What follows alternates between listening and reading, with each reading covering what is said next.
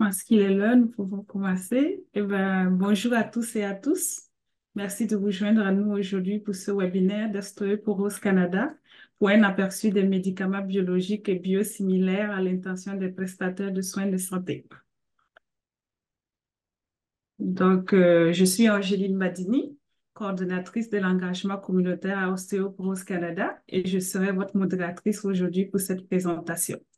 La présentation portera sur les fonctionnements des médicaments biologiques et biosimilaires, leurs avantages et la façon de discuter de ces nouvelles options thérapeutiques avec les patients. Si vous avez des questions pendant la présentation, utilisez l'outil de clavardage en bas de votre écran et vous pourrez poser votre question. Cette présentation est enregistrée. Vous pourrez la visionner dans quelques jours sur le site d'ostéoporosecanada.ca. Avant de commencer, voici quelques précisions. Osteoporose Canada reconnaît que les territoires sur lesquels se trouvent ses bureaux situés à Toronto est le territoire traditionnel de nombreuses nations, dont les Mississauga du Crédit, les Anishinaabe, les Chippewa, les Haudenosaunee et les Wendat, et qui abrite aujourd'hui un grand nombre de Premières Nations Inuit et Métis. Nous reconnaissons également que Toronto est couvert par le traité 13 des Mississauga du Crédit. Alors, qui sommes-nous? Ostéoporose Canada est la seule organisation nationale au service des personnes touchées par l'ostéoporose, travaillant à éduquer, responsabiliser et soutenir les individus et les communautés en matière de santé osseuse ainsi que la réduction des risques et le traitement de l'ostéoporose. Le Conseil consultatif scientifique réunit des cliniciens, des chercheurs, des éducateurs qui apportent bénévolement leur expertise en matière d'ostéoporose et de métabolisme osseux. Le Conseil consultatif scientifique nous conseille sur les questions scientifiques et médicales. Il veille à ce que les informations soient mises à jour et fondées sur des données solides scientifiques destinées aux prestataires de soins de santé et aux patients. Les services offerts comprennent des programmes éducatifs, des services de soutien, des webinaires, des balados, des outils numériques, une ligne téléphonique d'information bilingue sans frais et plein d'autres ressources accessibles à partir du site d'ostéoporosecanada.ca. J'ai maintenant le plaisir de vous présenter Dr. Michou. Dr. Michou est chercheur clinicien au Centre de recherche du CHU de Québec, Université Laval plutôt, rhumatologue et médecin clinicien professeur agréé régulière au département de médecine de l'Université Laval. Dr. Michou est investigatrice principale de plusieurs projets de recherche académiques. Les recherches de Dr. Michou portent sur la génétique humaine et la médecine de précision des maladies osseuses et articulaires. Notamment la maladie osseuse du Paget, les maladies osseuses rares, l'ostéoporose, la maladie du Dupuytren et la polyarthrite rhumatoïde. Elle est aussi gestionnaire de la banque de matériel biologique humain et des données pour l'étude des maladies musculo-squelettiques héritables. Sans plus tarder, j'ai maintenant le plaisir d'accueillir Dr. Michou. Alors, merci beaucoup, Angéline, pour cette introduction. Je vais partager mon écran. Ça,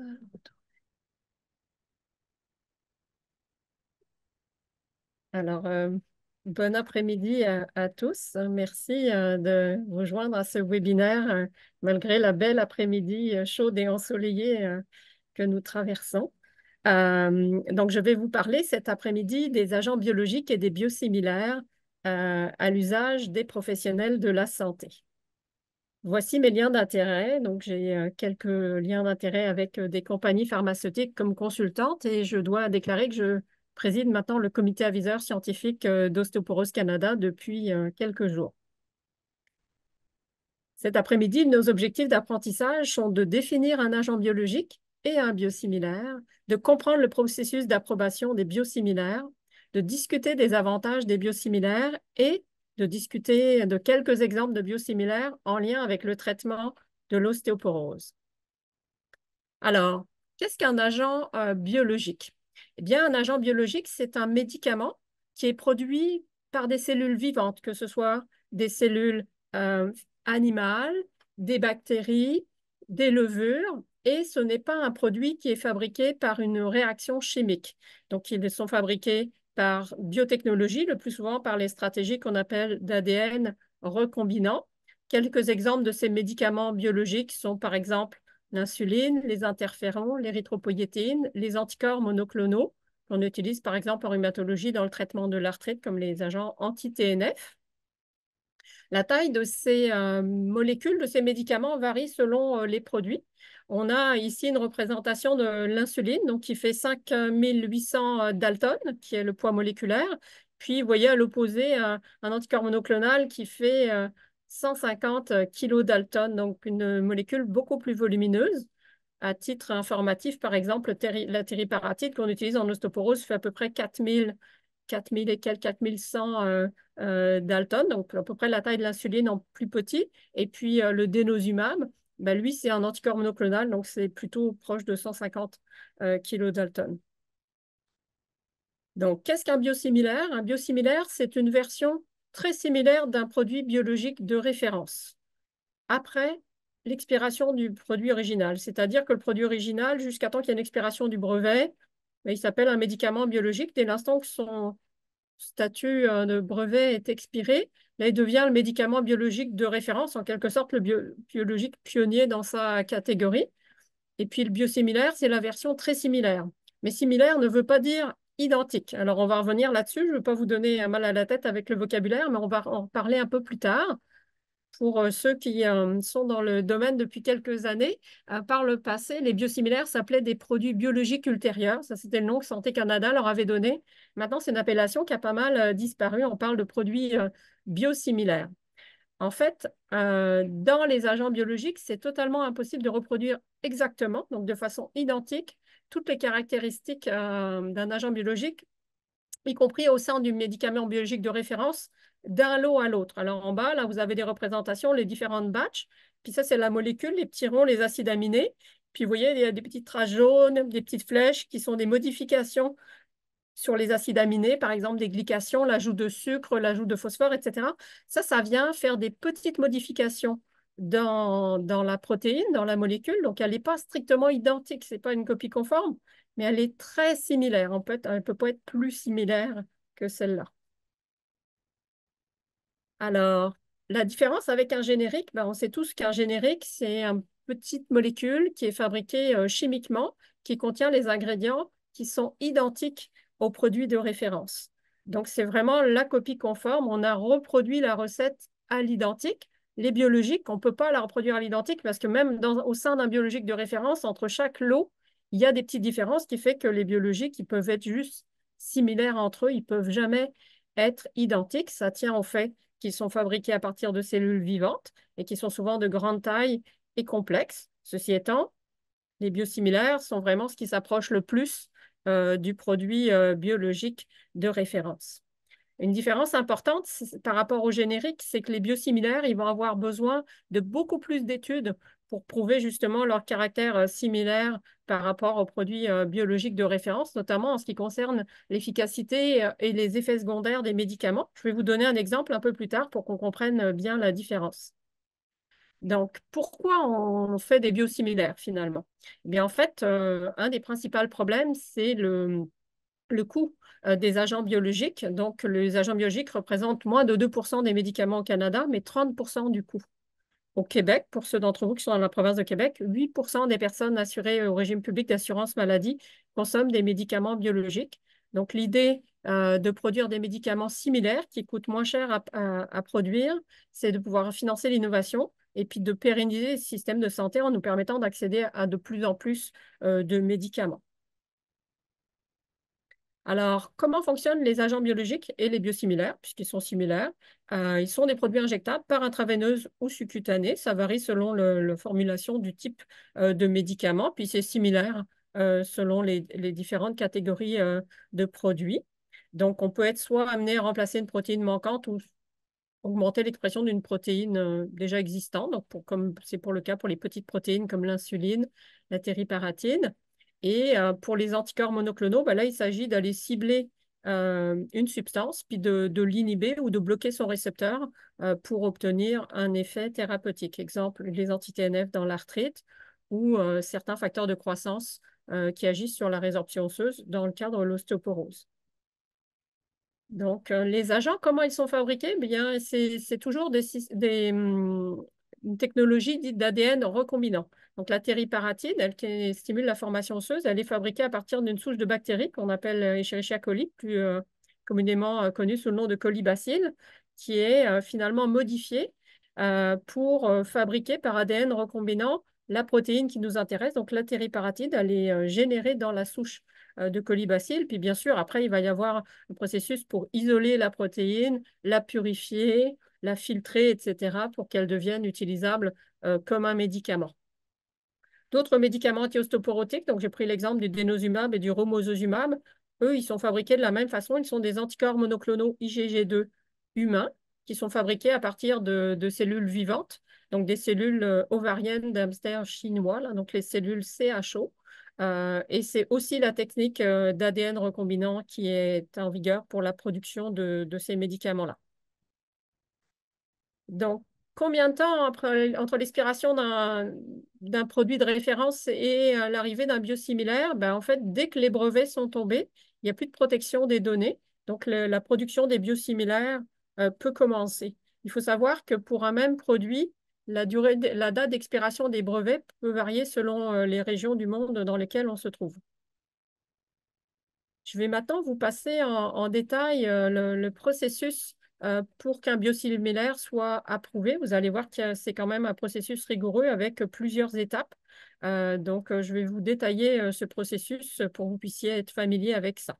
Donc, la première étape, c'est des données pour comparer vraiment les structures de la molécule, donc au niveau physique, au niveau chimique, au niveau pharmacologique.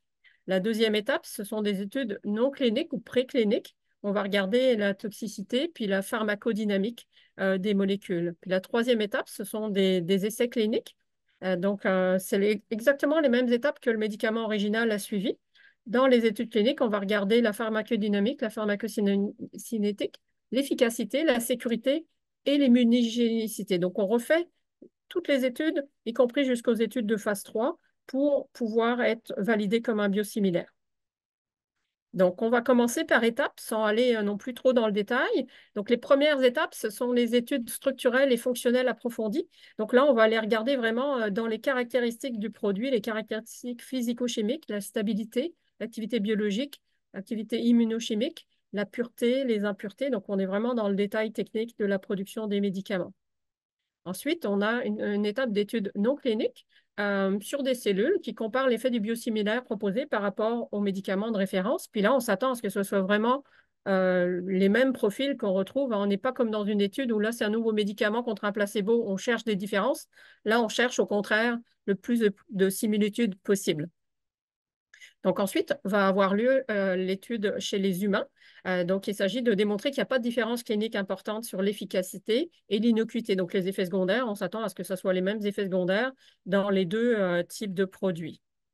Donc, bien sûr, ça va être adapté à chaque type de médicament, mais ce qui revient, c'est vraiment les études pharmacocinétiques comparatives, l'immunogénicité. On parle beaucoup d'anticorps monoclonaux qui peuvent être fixés par un autre anticorps. Donc, l'immunogénicité, c'est fondamental quand on étudie les médicaments biologiques.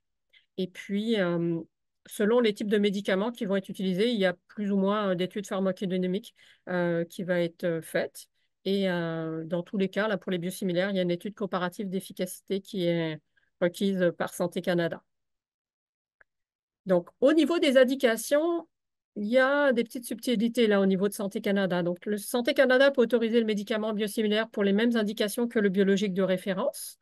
Il peut y avoir certaines extrapolations ou extensions des indications. Il n'y a pas forcément une étude clinique dans chaque indication, mais il y a au moins une indication pour laquelle il y a une étude clinique qui va être faite. Donc, il faut savoir que les compagnies qui fabriquent les biosimilaires ne vont pas forcément aller chercher toutes les indications identiques aux produits de référence. Puis, des fois, il y a des indications qui ont été brevetées à différents moments. Donc, ça se peut qu'une indication plus récente soit pas encore, relève pas encore du biosimilaire et soit un peu décalée dans le temps. Donc, il y a beaucoup de subtilités là de ce côté-là à bien reconnaître, mais il y a toujours au moins une étude clinique dans ces produits-là. L'immunogénicité, comme on a dit tout à l'heure, on a parlé d'anticorps monoclonaux. Donc, bien sûr, les agents biologiques comme protéines étrangères peuvent, même si elles sont humanisées, favoriser une certaine réaction du système immunitaire. Donc, il y a des tests extrêmement poussés qui vont être faits pour regarder s'il y a de l'immunogénicité, puis surtout s'assurer que ça n'a pas d'impact sur l'effet du médicament ou sur la sécurité du patient. Donc, ça, c'est vraiment essentiel de l'évaluer. Ça doit être présent et cité dans les études. Et même après la commercialisation du biosimilaire, là, cette étude d'immunogénicité se continue. Je vais mis un petit exemple pour le denosumab. C'est pour le produit de référence. Donc, comme c'est un anticorps monoclonal, bien sûr qu'il peut être lié par d'autres anticorps. C'est tout à fait évident. Par contre, il n'y a aucun anticorps neutralisant qui a été rapporté à ce jour, que ce soit pour le produit de référence ou les biosimilaires. Donc, a priori, on ne s'attend pas à avoir une perte d'efficacité par la fixation d'anticorps sur la molécule. La surveillance, elle est essentielle. Donc, elle se fait au niveau de Santé Canada pour l'innocuité, sur le marché des effets secondaires, plaintes ou problèmes. Et un gros mandat est dédié aux fabricants du biosimilaire, là, de surveiller les effets secondaires, réévaluer les avantages versus les risques, rechercher de nouvelles informations, effets secondaires graves, toute information qui pourrait faire changer la décision d'utilisation du biosimilaire vis-à-vis de Santé Canada. Ça, c'est aussi valable pour les agents biologiques de référence quand ça commence la première fois. Il n'y a rien de plus fort ou de différent pour les biosimilaires. Ce sont des étapes qui sont recommandées pour tous les médicaments. Et puis, donc, tous les renseignements qui peuvent être collectés au niveau de l'innocuité, processus de fabrication, etc. Tout est surveillé avec beaucoup d'attention.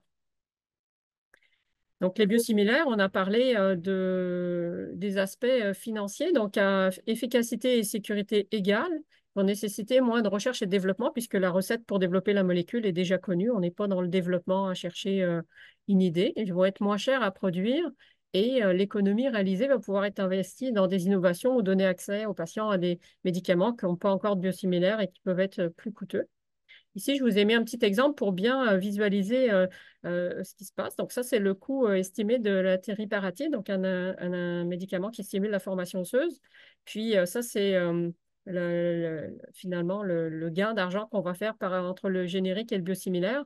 Puis, selon on est nombreux ou pas nombreux à adhérer à la transition vers le biosimilaire, bah, vous voyez que l'économie qu'on peut faire, ça peut passer du simple au double sur le prix du médicament. Donc, c'est quand même assez considérable comme économie.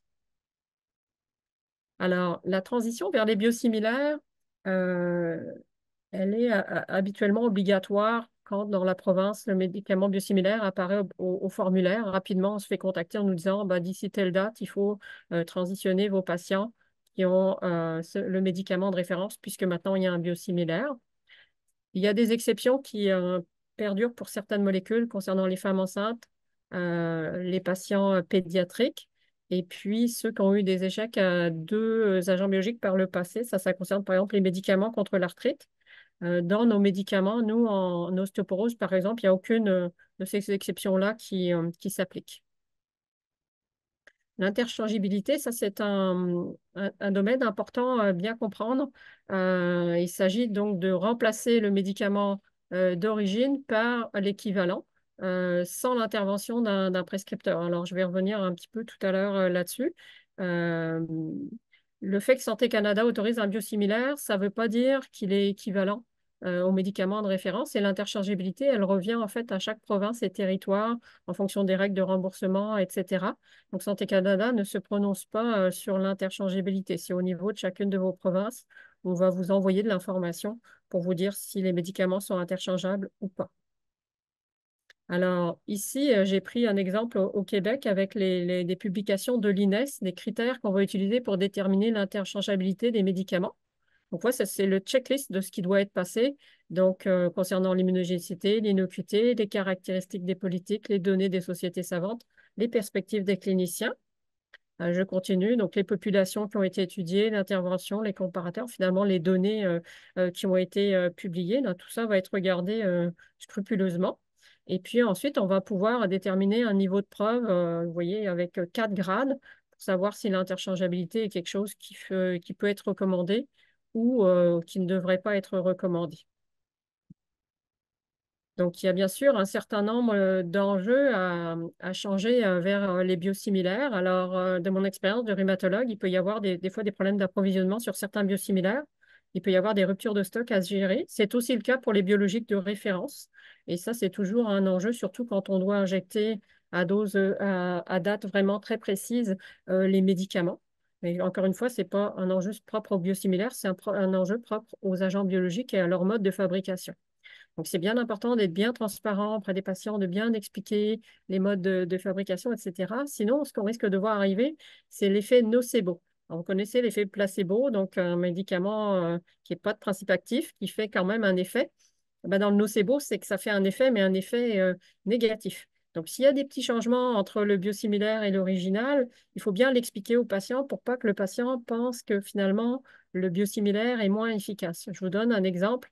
Nous, dans nos médicaments en rhumatologie, des agents anti-arthrite, on a des médicaments biosimilaires qui n'ont pas forcément les mêmes agents de conservation que les originaux. Donc, des fois, au niveau de la douleur au moment de l'injection, selon l'agent de conservation qui est utilisé, il y a plus ou moins de douleur. Si le patient avait l'habitude d'avoir une douleur à l'injection, puis qu'avec le biosimilaire, il n'y en a pas, le patient pourrait être tenté de penser qu'il s'injecte de l'eau ou qu'il n'y a pas de principe actif dans le médicament, que le médicament pourrait être moins efficace. Donc, c'est bien important de discuter qu'il peut y avoir des petites variations dans ce qu'on appelle les excipients, qui ne sont pas le principe actif, sans que ça remette en cause la similarité de l'effet du médicament biosimilaire. Il peut toujours y avoir aussi des craintes de perte d'efficacité, surtout chez un patient qui a connu le produit de référence et qui a été forcé de transitionner par le biosimilaire pour ne pas perdre le remboursement du médicament. Alors, à partir de là, effectivement, en cas d'effet secondaire, d'intolérance ou quoi que ce soit qui arrive alors qu'on a déjà fait la transition, régulièrement, on va se poser la question, est-ce que c'est pas parce qu'on a changé vers le biosimilaire qu'on a eu ça? Est-ce qu'on aurait eu ça si on était resté au produit de référence tout du long? C'est des questions qui vont devoir être adressées pour rassurer à la fois les professionnels de la santé et les patients. L'autre enjeu, comme on est dans des anticorps, on transitionne avec d'autres anticorps, on peut stimuler le système immunitaire. Est-ce qu'on va voir apparaître des anticorps neutralisants? Bien, a priori, pour les médicaments en ostéoporose, ça ne devrait pas s'appliquer.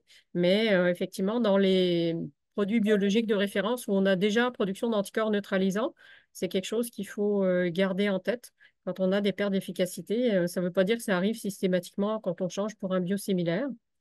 Et encore une fois, je reparle de cette notion d'interchangeabilité, dans quel sens on peut permuter un médicament pour un autre, jusqu'où on peut aller dans les permutations en demeurant sécuritaire et efficace pour le patient.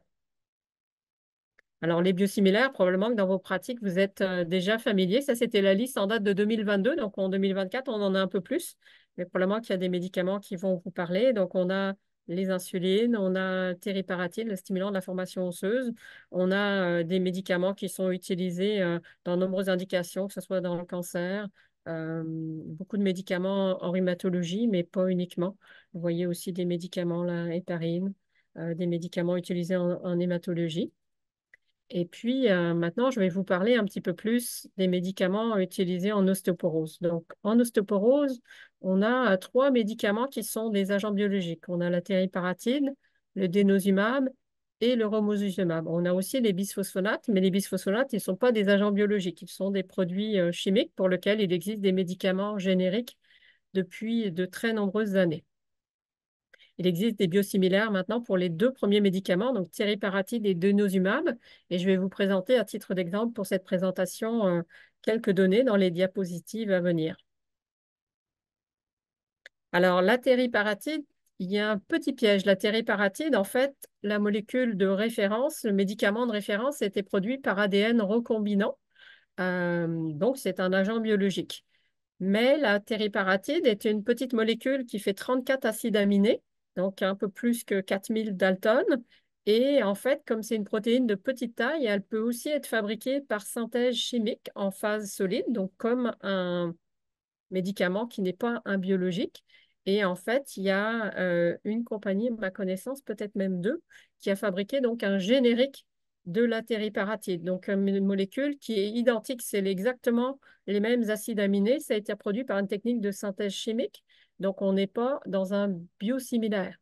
Donc là, on a l'équivalence pharmaceutique et on est interchangeable avec la référence. Ça veut dire aussi que du point de vue de Santé Canada, on n'a pas besoin d'études pour prouver l'efficacité et l'innocuité sur une phase 3 clinique comme un biosimilaire. La teriparatide a aussi un biosimilaire qui est fabriqué de la même façon que la molécule de référence avec la technique de la recombinaison de l'ADN avec des colibacilles. Donc, la tériparatide de référence et le biosimilaire ne sont toutefois pas interchangeables. Ça veut dire que vous ne pouvez pas aller à la pharmacie prendre pour un mois tériparatide de référence, le mois d'après le biosimilaire, puis retourner à la référence. Une fois que vous êtes avec le biosimilaire, vous restez avec votre biosimilaire, vous ne faites pas des permutations. Alors, le générique de la tériparatide, il a démontré je dirais, son équivalence, c'est même pas de la similitude, son exacte reproduction de la tériparatide originale avec tout un tas d'études chimiques. Alors, je vous montre ici, on ne va pas entrer dans le détail, mais ils ont fourni énormément de données physico-chimiques. Puis ici, on voit là tous les critères, tous les tracés. Là, c'est pour vous montrer que la molécule de tériparatide de référence et la tériparatide construite par synthèse chimique se comportent exactement de la même façon. Donc, vous voyez, par exemple, ici, RPM, ça c'est le nouveau. Puis en dessous, vous avez le tériparatide. Puis on s'attend à ce que les graphiques ils soient vraiment superposables. On est dans de la copie conforme. Alors, sur tous les graphiques, ce qu'on cherche à voir, c'est que ça doit être vraiment des tracés qui se superposent pour pouvoir avoir équivalence et parler de générique. Donc là, vous avez les courbes. On voit les deux courbes roses et bleues là, qui sont celles du générique. Bien, elles se superposent complètement à celles de tériparatide pour les différents critères physico-chimiques qui doivent confirmer exactement que le produit est identique. Alors, vous voyez, ça va très, très loin. Là, on est dans les analyses plus chimiques, là, mais on va vraiment regarder tout le détail des acides aminés, la position. Là, on est dans ce qui est 100% pareil. Et puis, ici, quelques données pour le biosimilaire. Donc, le biosimilaire aussi a fourni des données physico-chimiques. On est toujours avec la tériparatide. Et vous voyez d'autres caractéristiques, donc je ne vous détaille pas tout là, mais vraiment, on doit se comporter exactement de la même façon. Vous voyez comment les courbes se superposent, on cherche à ce qu'elles soient vraiment complètement égales. Vous voyez ici dans les points, là, les points sont complètement superposés. Donc on a vraiment le même, là on est dans le similaire, donc on a un produit qui est similaire. Et puis ici, d'autres études. Donc, on continue. Là, on est avec les données pharmacocinétiques, pharmacodynamiques qui sont exigées là, par Santé Canada pour appliquer le dossier d'un biosimilaire. Et puis, le biosimilaire, par rapport au générique, ce qu'il a en plus à faire, c'est démontrer l'efficacité et l'innocuité. Donc, il doit aller jusqu'à une étude de phase 3, une étude clinique avec des patients dans une indication. Ici, on est dans une indication d'ostéoporose pour la tériparatide biosimilaire. Donc, exactement comme quand on a développé le médicament, on doit démontrer, par exemple, ici, on est au niveau de la colonne vertébrale, on démontre que les gains de densité osseuse entre le produit à l'étude et le produit de référence, vous voyez, la courbe, elle est vraiment pareille. On regarde au niveau du col du fémur, c'est pareil aussi. On regarde aussi les marqueurs de remodelage osseux. Donc, on est vraiment comme dans l'étude d'un nouveau médicament, sauf que c'est un biosimilaire, donc il y a une nécessité moins de recherche pour être découvert, puisque là, c'est une reproduction d'un médicament dont on connaît déjà l'effet. Ici, quelques données sur le dénosumab. Donc, le dénosumab, lui, il a pour l'instant plusieurs biosimilaires qui sont en développement, mais un seul qui, au Québec, est au formulaire de la Régie d'assurance maladie. Donc, ce médicament-là a préalablement passé les étapes de Santé Canada qu'on a vues tout à l'heure. Donc, il a déjà eu une bonne évaluation, un bon dossier. Puis, il est aussi passé par l'INES avant d'être au formulaire de la Régie d'assurance maladie. Dans toutes les provinces, c'est un peu la même chose. C'est d'abord Santé Canada. Ensuite, c'est l'Institut d'excellence de la province en question. Puis, la voie du remboursement qui se met en place. Donc, dans le dénosumab, on a donc celui qui est disponible pour l'instant au Québec. Là, j'ai pris ces études. Donc, ils ont fait une phase. En fait, ils ont fait une étude qui combine plusieurs phases. Vous voyez, une phase 1-3, un peu dans la même étude. Donc, on a regardé le médicament de référence. On a même comparé le médicament de référence en le changeant à un moment donné pour le similaire. Puis, on a fait toutes les étapes du similaire avec une étude donc de 52 semaines, comme si c'était un nouveau médicament qu'on voulait démontrer l'efficacité.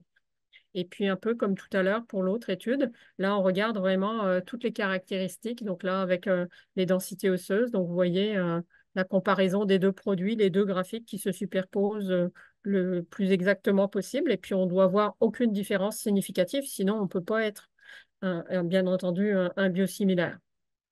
Alors ici, d'autres données. Là, ce sont les marqueurs du remodelage osseux. Vous voyez que c'est vraiment les courbes sont vraiment parfaitement superposées. Il n'y a aucune valeur statistiquement significative qui ferait qu'il y aurait une différence dans les produits. Donc, ici, j'ai extrait de la recommandation de l'INES ce petit tableau récapitulatif. Donc, on a notre produit de référence et notre médicament biosimilaire. Alors là, il est marqué en évaluation. Maintenant, il est inscrit. Ça fait à peu près un mois. Donc, il est dans la même formulation, le même dosage. Petite différence, vous voyez, là, au niveau des agents de conservation. Les indications sont les mêmes. L'entreposage, c'est la même chose. Et puis, la durée de conservation à l'extérieur, c'est la même chose. Des fois, ça arrive que le biosimilaire, il n'est pas exactement la même façon d'être conservé, mais ça ne change rien à ses caractéristiques de biosimilaire. Donc, est-ce qu'on doit changer nos décisions de traitement du fait qu'il y a un biosimilaire? Bien, en fait, non. On décide des médicaments, des molécules qu'on veut prescrire. Et puis, s'il y a un biosimilaire et puis que dans la province où on pratique, c'est le biosimilaire peut être accessible au remboursement, ben on va utiliser le biosimilaire, sauf s'il y avait des indications pour lesquelles c'est encore le médicament de référence qui doit être prescrit. À ce moment-là, souvent, il va être couvert par notre assurance maladie. Donc, c'est de bien suivre l'information qui est envoyée là pour les remboursements. Ça va être bien important, mais habituellement, on reçoit régulièrement des communications quand il y a des biosimilaires dans notre domaine d'expertise ou si on a des patients qui devraient être transitionnés. En principe, on reçoit une information là de l'assurance santé pour nous demander de faire le nécessaire. Alors, il faut bien différencier quelqu'un qui commence d'emblée le traitement par le biosimilaire, qui n'a jamais rencontré le produit biologique de référence, d'un patient qui aurait déjà le médicament de référence depuis plusieurs années et qui, à la faveur des modifications dans les règlements de remboursement du fait de l'arrivée du biosimilaire au formulaire, vont devoir faire une transition vers le biosimilaire et donc arrêter de prendre le médicament de référence. Donc là, il y a des situations qui peuvent varier selon les médicaments. Donc, par exemple, teriparatide, on est déjà passé au biosimilaire ou au générique depuis plusieurs années, mais comme c'est un traitement de courte durée, en fait, les patients ont eu soit la référence, soit les copies, mais ils n'ont jamais eu à faire de transition. Là, dans le cas du denosumab, on va avoir des patients qui vont d'emblée commencer le denosumab biosimilaire sans jamais avoir utilisé la référence, ou des patients qui étaient avec la référence qui, à un moment donné, seront appelés à transitionner vers un biosimilaire. Alors, que doivent savoir les patients? Ben, en fait, ils doivent tout savoir sur Internet, que j'ai consulté dans tous les sens pour préparer cette présentation-là. Il y a énormément d'informations en français, en anglais. C'est facile à comprendre. Il y a des documents spécifiques pour les patients. Il y en a pour les professionnels de la santé. C'est quand même très accessible. On explique bien la différence entre un biosimilaire et un biologique, un biosimilaire versus un générique. Comment on fait une transition, pourquoi, comment. Les documents peuvent être imprimés. Vous pouvez les remettre aux patients. Il y a à différents niveaux, les organismes ont des documents d'information pour les médecins, les pharmaciens. Sur le site de Santé Canada, c'est très transparent les étapes qui sont utilisées. Les publications pour chaque produit sont disponibles. Il y a aussi de l'information sur les sites gouvernementaux. Là, dans chaque province, on trouve énormément d'informations. Puis, propre au Québec, là, on a la RAMQ et l'INES qui fournit pas mal d'informations. Je vous invite à lire. Vous verrez d'ailleurs que le contenu est vraiment très, très similaire entre les organismes et il y a peu de place à l'interprétation. C'est vraiment très, très bien expliqué. Alors, que pensent les patients des options de traitement? Alors, j'ai pris cet article-là, je trouvais un petit peu intéressant pour notre pratique. Donc là, en fait, on a présenté un nouveau médicament, puis son biosimilaire, puis on a demandé aux patients ce qu'ils en pensaient. Puis là, on se trouve avec le traitement A, qui est finalement le médicament de référence, le B, qui est le biosimilaire. Ah, si on regarde l'aiguille, ben, on voit que l'aiguille, elle est beaucoup plus longue avec le biosimilaire. La technique d'injection qui est recommandée pour le biosimilaire est différente. Et puis, dans un cas, on règle la dose. Dans l'autre cas, le stylo, il règle déjà la dose automatiquement.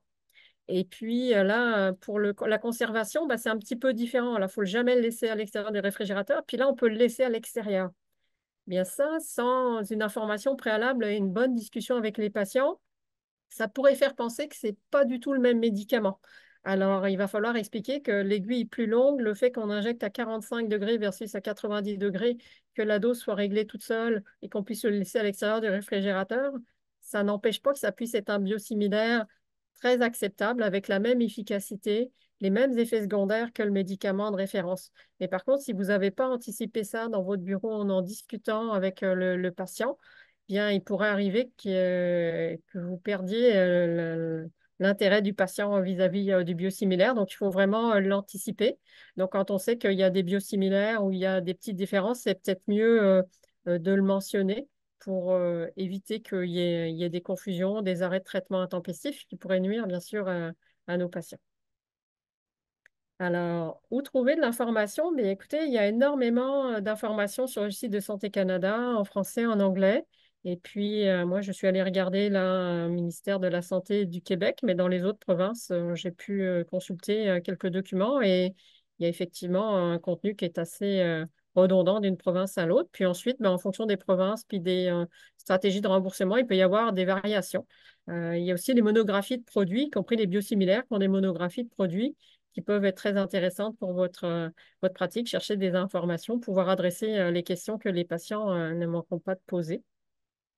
Alors, c'est pas mal ça. Ça va terminer ma présentation pour vous résumer les éléments essentiels. Donc, qu'est-ce qu'un agent biologique? Qu'est-ce qu'un biosimilaire? Qu'est-ce qu'un générique? Savoir, pouvoir expliquer aux patients à quel niveau d'étude on est allé pour pouvoir bien s'assurer qu'on avait des médicaments similaires ou des médicaments identiques. Bien pouvoir expliquer qu'un biosimilaire a forcément une étude d'efficacité et de tolérance, peut-être des extrapolations pour certaines indications, mais il y a forcément eu une étude à un moment donné pour l'efficacité et la tolérance, sinon on ne peut pas être reconnu comme un biosimilaire par Santé Canada.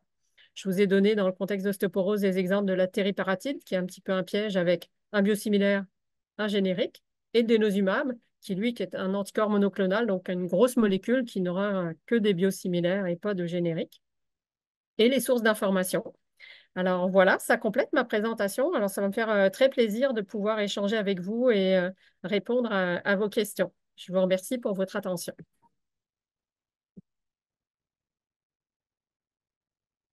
Merci, docteur Michaud, pour cette présentation riche en contenu. Il nous reste encore quelques minutes pour prendre des questions. La première qui est, certains médicaments biologiques ont plusieurs versions biosimilaires. Donc, comment est-ce que les prescripteurs et les patients choisissent-ils ce qui convient le mieux? Et en fait, effectivement, selon les produits biologiques de référence, on peut avoir vraiment plusieurs biosimilaires à notre disposition et le choix n'est pas toujours évident. Alors, effectivement, un peu comme au début, quand on va choisir un nouveau biologique, on va regarder peut-être la compagnie qui le fabrique, d'où vient le médicament. Est-ce qu'on a des risques d'avoir des pénuries, des ruptures? Est-ce que la compagnie qui le commercialise a une bonne expérience dans les agents biologiques? Est-ce qu'il y a un programme support patient qui est très disponible pour accompagner les professionnels de la santé et les patients dans l'utilisation de ce médicament-là? Et puis, des fois, quand on se trouve à ce que la Régie d'assurance maladie nous demande de transitionner vers les biosimilaires, ben, des fois, il y a des biosimilaires qui ne sont pas encore arrivés. Donc, des fois, c'est les biosimilaires qui sont disponibles au moment où la transition doit se faire. Mais idéalement, là, si on a le choix, là, c'est de bien regarder chacun des produits, puis de discuter les avantages, inconvénients, puis de faire un processus de décision partagée avec le patient. Par exemple, pour les agents de conservation, là, s'il y a des petites différences, c'est bien de regarder avec le patient peut-être la préférence à ce moment-là, le médicament qui va se conserver à l'extérieur du réfrigérateur ou pas. C'est des petits détails domestiques, mais pour un patient qui voyage, par exemple, ou qui pour son travail est souvent amené à se déplacer, pas accès à un réfrigérateur, ça pourrait être des informations qui pourraient être discutées, qui pourraient aider à choisir lequel des biosimilaires va être le plus pertinent pour un patient donné. Nous avons une autre question. Étant donné que les biosimilaires sont moins coûteux, nécessitent-ils toujours une autorisation préalable ou des demandes d'autorisation spéciale pour être couverts? Oui, absolument. C'est exactement la même démarche. Alors, par exemple, pour le dénosumab, la transition qui est en train de commencer à se faire, c'est les mêmes demandes au formulaire de la Régie d'assurance maladie. Ce sont les mêmes codes de prescription pour ceux où on a des indications avec un code. Donc, et même si le coût du médicament est beaucoup plus bas que le médicament de référence, c'est exactement la même démarche qui doit être effectuée par le prescripteur. Nous avons une autre question. Y a-t-il des avantages aux médicaments biosimilaires comparés aux bisphosphonates? En fait, la question, c'est est-ce qu'il y a des avantages aux médicaments biologiques versus les bisphosphonates? Bien, souvent, les bisphosphonates vont être nos traitements de première intention, puis les biologiques vont être en deuxième intention quand on va avoir eu un échec ou une intolérance au traitement. Et donc, le biosimilaire des agents biologiques en question, bien oui, il constitue une amélioration là, dans notre arsenal thérapeutique. Ah, d'accord. Nous avons aussi une question. Que sait-on actuellement des effets secondaires courants des nouveaux traitements? Alors, pour les biosimilaires, en fait, pendant les études cliniques, les études de phase 3, on va recueillir les effets secondaires du biosimilaire, puis ils vont être marqués dans la monographie. On s'attend bien sûr à ce que les effets secondaires soient totalement similaires aux médicaments de référence, mais tous les effets secondaires pendant les études de phase 3 ont été collectés. Ils apparaissent dans la monographie du biosimilaire. Et en post-marketing, donc après la commercialisation, il y a une collecte d'effets secondaires qui pourraient être des effets secondaires imprévus à long terme qui continuent à être faite activement à la fois par Santé Canada et par les compagnies qui commercialisent les médicaments biosimilaires. Euh, Nous avons aussi une autre question. Est-ce qu'il y a une période maximale pour prescrire le dinosomab? Doit-on interrompre le traitement à un moment donné? Alors, le denosumab, il peut être prescrit à long terme. Pour l'instant, on n'a pas de date limite. La difficulté avec le denosumab, c'est d'arrêter le traitement. On connaît cette littérature où finalement, quand on arrête le traitement, on va perdre le gain de masse osseuse. On peut même voir parfois des rebonds de fractures vertébrales à l'arrêt du traitement. Donc, dans tous les cas, quand on est sous denosumab et qu'on envisage d'arrêter le traitement pour une raison ou pour une autre, il faut envisager de le faire de façon sérieuse avec un professionnel qui est habitué à faire ce type de transition-là. Habituellement, on va recourir à un bisphosphonate, soit oral, soit injectable, une ou plusieurs doses, pour éviter ce fameux rebond et la perte de tous les gains osseux si on arrête le médicament. Maintenant, une autre question. Une fois que Santé Canada approuve un traitement biologique ou biosimilaire, comment est-ce que les provinces et les territoires déploieront-ils le traitement et comment est-ce que les coûts pourraient être affectés? Bien, en fait, c'est sa Santé Canada a la mission là, de déclarer que le biosimilaire est bien biosimilaire. Ensuite, c'est dans chaque province les organismes comme l'INES qu'on a, nous, au Québec, ou un équivalent, l'Institut d'excellence, qui va regarder les données, qui va déterminer si c'est interchangeable, qui va discuter avec le fabricant, finalement, le coût. Il y a souvent une évaluation médico-économique, là, j'en ai pas parlé. Mais donc, c'est ça, il faut il y ait un gain financier au niveau des provinces là, pour que les médicaments biosimilaires puissent entrer dans les formulaires. Là, il y a un avantage médico-économique qui doit être présent. Puis ensuite, c'est en fonction de tous ces critères-là, là, dans l'évaluation là, d'excellence, qu'on va décider si le biosimilaire va apparaître au formulaire dans la province en question. Alors, on a une autre question. Je pense que cette question est ressemble à une question précédente. Pour les médicaments biologiques, quels sont les effets secondaires les plus fréquents? Bien, ça va dépendre de l'agent biologique, hein. Donc, on peut avoir dans les effets un peu généraux, il peut y avoir de la fatigue, une réaction au site d'injection. Puis, plus embêtant, dépendant des agents biologiques, il peut y avoir perte d'efficacité. Mais qu'on soit avec un biosimilaire ou un médicament de référence, c'est la même situation. Pour certains produits, il va y avoir un développement d'anticorps qui peuvent neutraliser l'effet du médicament puis entraîner une perte d'efficacité. À la mesure de ce qu'on a comme connaissance actuellement, pour les médicaments d'ostéoporose, il n'y a pas de notion de perte d'efficacité ou de crainte de perte d'efficacité au moment où on se parle. Mais pour certaines, dans des médicaments, dans d'autres indications, des biologiques dans d'autres indications, c'est quelque chose qui peut être un enjeu pour les prescripteurs et les patients. C'était la dernière question. Merci, docteur Michaud, pour toutes ces réponses. S'il n'y a plus d'autres questions, je pourrais passer à la clôture. Bon, en attendant, nous arrivons à la fin de ce webinaire. Donc, merci, docteur Michaud, pour cette présentation riche en contenu sur les médicaments biologiques et biosimilaires.